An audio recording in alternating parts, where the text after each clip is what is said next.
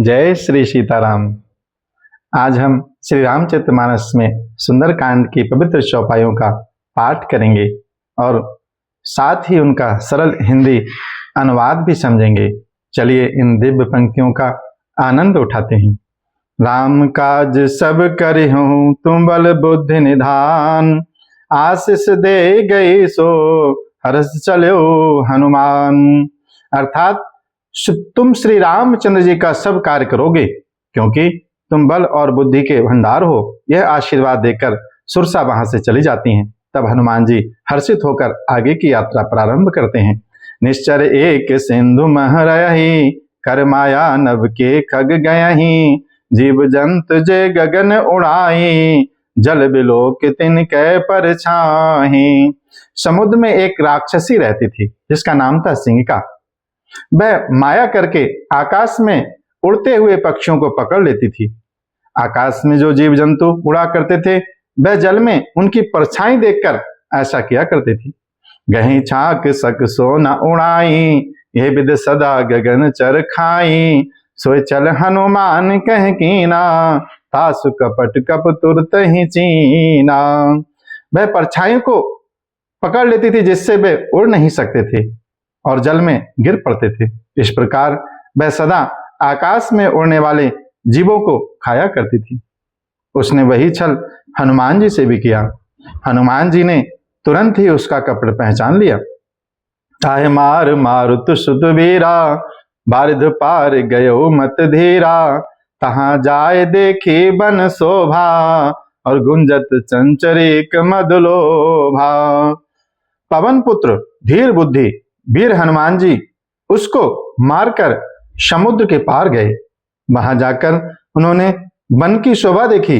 मधु पुष्प रस के लोभ से भौरे गुंजार कर रहे थे। तो नाना तर फल फूल सुहाए, खग मृग बंद देख मन भाए, शैल विशाल देखे आगे, तापर धाय चढ़ भय त्यागे। अर्थात अनेक प्रकार के वृक्ष फल फूल से शोभित हैं। पक्षी और पशुओं के समूह को देखकर तो वे मन में बहुत प्रसन्न ही हुए। सामने एक विशाल पर्वत देखकर हनुमान जी भय त्याग कर उस पर दौड़कर जा चढ़ते हैं। घुमाना कछु कप के अधिकाई, प्रभु प्रताप जो काल ही खाई, हर गिर पर चढ़ लंका तह देखी, कह न जाए अति दुर्गम विशेषी। भगवान श्री भोलेनाथ कहते हैं, उमा, इसमें बानर हनुमान की कुछ बड़ाई नहीं है। यह प्रभु का प्रताप है जो काल को भी खा जाता है। पर्वत पर चढ़कर उन्होंने लंका देखी। बहुत ही बड़ा किला है, कुछ कहा नहीं जाता। अति उतंग जल निधि चहु पासा, कनक कोट कर परम प्रकाशा। वह अत्यंत ऊंचा है, उसके चारों ओर समुद्र है। सोने के परकोटे चार दीवारी का परम प्रकाश हो रहा है। तो कनक कोट विचित्र मन कृत सुंदरायतना घना, चौहट हट सुवट बीती, चार पुर बहुविध बना। गजबाज कच्चर निकर पद चर रथ बरूथन को गने, बहुरूप निश्चर जूथ अत बल सेन बरनत नहीं बने। विचित्र मणियों से जड़ा हुआ सोने का परकोटा है। उसके अंदर बहुत से सुंदर सुंदर घर हैं, चौराहे हैं, बाजार, सुंदर मार्ग और गलियां हैं। सुंदर नगर बहुत प्रकार से सजा हुआ है। हाथी घोड़े खच्चरों के समूह तथा पैदल और रथों के समूह को कौन गिन सकता है। अनेक रूपों के राक्षस के दल हैं। उनकी अत्यंत बलवती सेना का वर्णन करते नहीं बनता। बन बाग उपवन बाटिका सर, कूप बापी सोहहि, नरनाग शुर गंधर्व कन्या, रूप मुन मन मोहहि। कहुमाल देह विशाल शैल समान, अति बल गरजहि, नाना अखारन बिरहि बहुविध, एक एकन तरजहि। वन बाग उपवन बगीचे फुलवाड़ी तालाब कुएं और बावलियां सुशोभित हैं। मनुष्य नाग देवताओं और गंधर्वों की कन्याएं अपने सौंदर्य से मुनियों के भी मनों को मोह लेती हैं। कहीं पर्वत के समान विशाल शरीर वाले बड़े ही बलवान मल पहलवान गरज रहे हैं। वे अनेकों अखाड़ों में बहुत प्रकार से भिड़ते और एक दूसरे को ललकारते हैं।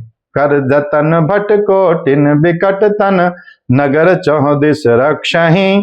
पह महेश मानुष धेनु खर अज, खल निशाचर भक्षहि।